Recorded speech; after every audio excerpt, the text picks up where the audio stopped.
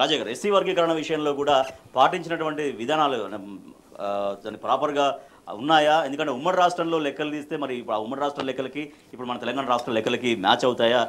దీనికి సంబంధించి ఏం మాట్లాడవచ్చు? అంటే ఒకటి ఎస్సీ వర్గీకరణ ఎవరు ఎంబడి పడితే చేసినట్టు కనిపిస్తుంది, కానీ శాస్త్రీయ దృక్పథంతో చేసినట్టు కనిపిస్తుంది. ఎందుకంటే ఆల్రెడీ 2011లో లెక్కల ప్రకారం ఉమ్మడి ఆంధ్రప్రదేశ్లో లెక్కలు తీసుకున్నాం.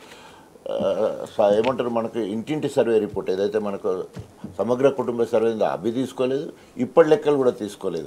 పాత లెక్కలు తీసుకొని దాని ప్రకారమే చేసే ప్రయత్నం చేసి చేతులు దులుపుకునే కార్యక్రమం చేయడం జరిగింది. అంటే ఒక శాస్త్రీయ దృక్పథంతో ముందుకు పోయినట్టు మనకు కొట్టొచ్చినట్టు కనబడుతూ ఉన్నది దాంట్లో. సో దీన్ని ఇప్పటికే చాలా మటుకు అధ్యయనం చేస్తూ ఉన్నారు. మళ్ళీ ఇప్పటికి కూడా దానికి చట్టబద్ధత కల్పించలేదు. అసెంబ్లీ తీర్మానం చేశారు అంతే తప్ప చట్టబద్ధత కల్పించలేదు.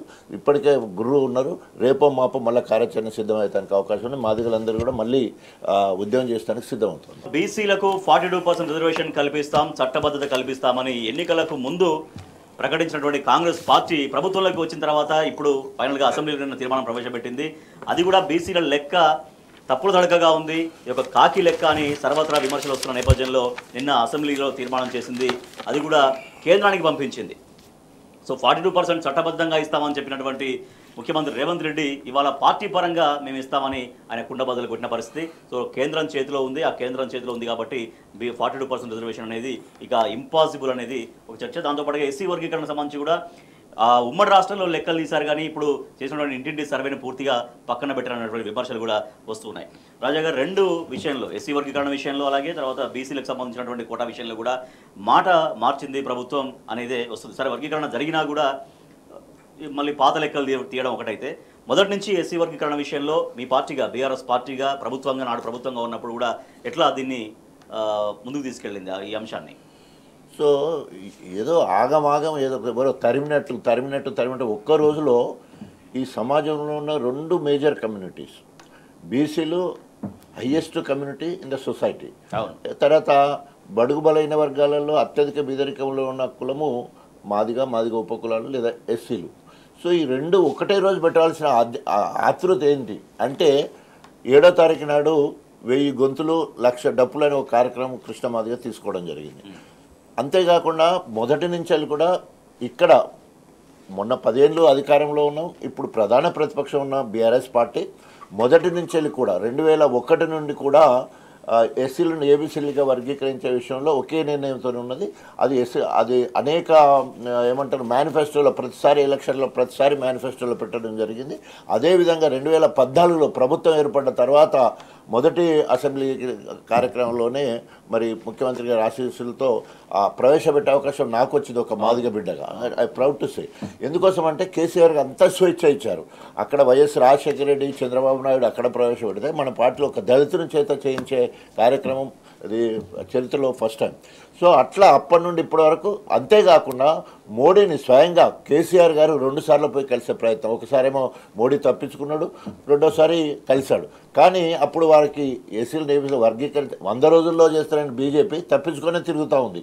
మొన్న ఆఖరి ఏదో ఎలక్షన్ల దగ్గరకు వచ్చారనే ఉద్దేశంతో మళ్ళీ 3వసారి గెలవాలనే ఉద్దేశంతో కృష్ణమాదిగను కౌగులించుకుని ఏదో తూతు మంత్రంగా మరి ఈరోజు చేసే క్రమం జరిగింది. ఏదేమైనా అది అయ్యే టైంకి వచ్చి మొత్తము నేను కూడా వేసిందని చెప్పేసి మోడీ ఆ ఫలితాన్ని తీసుకునే ప్రయత్నం చేయడం జరిగింది. ఏదేమైనా కూడా ఇక్కడ ఉన్న కాంగ్రెస్ పార్టీ మరి ఏదైతే కామారెడ్డిలో బీసీ డిక్లరేషన్లో ఏదైతే 42% అమలు చేస్తామని చెప్పేసి బీసీలు రిజర్వేషన్ చేస్తామని లెక్కలు చూసినప్పుడు 6 monthsలో అని చెప్పారు. 6 monthsలో అని చెప్పేసి 6 నెలలపై సంవత్సరం అయింది. తర్వాత బీసీ జనాభాను తగ్గించే ప్రయత్నం చేశారు, ఎస్సీ జనాభాను తగ్గించే ప్రయత్నం చేశారు, ఓసీ జనాభాను పెంచే ప్రయత్నం చేశారు. దీని అంతర్గం ఏంటి? సో ఇక్కడ బీసీలకు కొట్టొచ్చినట్టు నష్టం చేయాలని కాంగ్రెస్ ఎప్పుడు కూడా బీసీలు ఎంబడి లేదు. అప్పుడు టీడీపీ కొంత బీసీలు ఎంబడి ఉండే, తర్వాత ఎప్పుడు మరి మాలల ఎంబడి మాత్రమే కాంగ్రెస్ ఎప్పుడు ఉన్నది. మాదిగలను ఎప్పుడు కూడా దూరం పెట్టే ప్రయత్నం కూడా చేసింది. కాబట్టి ఇప్పటికైనా రీసర్వే చేసి అన్ని వర్గాలకు లాభమయ్యే విధంగా చూడాలని చెప్పేసి చెప్తున్నాం.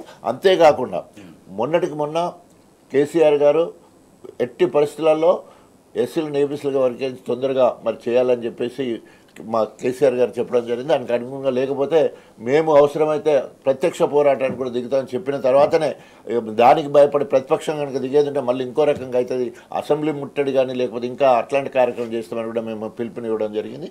దానికి ఆగమేఘాల మీద ఒకే రోజు రెండింటిని బీసీ జనగణ అదేవిధంగా ఎస్సీలు ఎబిసీల వరకే రెండు ఒకటే రోజు ఒడగొట్టడం, కనీసం చర్చ జరపలేదు. Within no time only clarifications మాత్రమే అడిగి ఒడగొట్టే కార్యక్రమం ఏమంటే ఎందుకు అంత తొందర వచ్చింది? చర్చ జరిగితే దీంట్లో ఉన్నటువంటి లోగుసులన్నీ బయటకు బయటకు వస్తాయి అనే ఉద్దేశంతో అంతే అంతే అంతే కదా. ఏదైనా చర్చ అయితే మొత్తం బయటకు వస్తుంది కాబట్టి ఆ భయంతో తూతు మంత్రంగా చేసి ప్రతిపక్షాలను బయటకు పంపించాలనే ఉద్దేశంతో బయటకు పంపించేసి కార్యక్రమం చేసేది జరిగింది. ఇది కొట్టొచ్చినట్టు, ఇది ఓన్లీ వంతుకు మాత్రమే చేసినట్టు కనబడుతుంది. దాంట్లో చిత్తశుద్ధి లేదు.